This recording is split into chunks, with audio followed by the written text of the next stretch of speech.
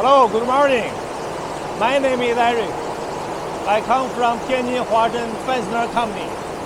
Today, I will come into the Coil nails factory to introduce the making procedure for the Coil nail.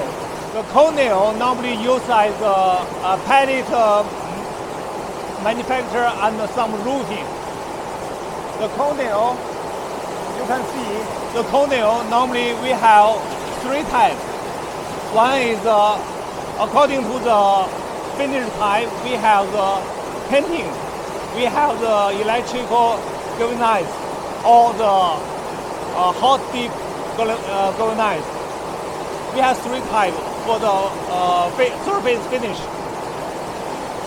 According to the thread, we have the smooth Coil nail, we have the ring type, also we have the technical type.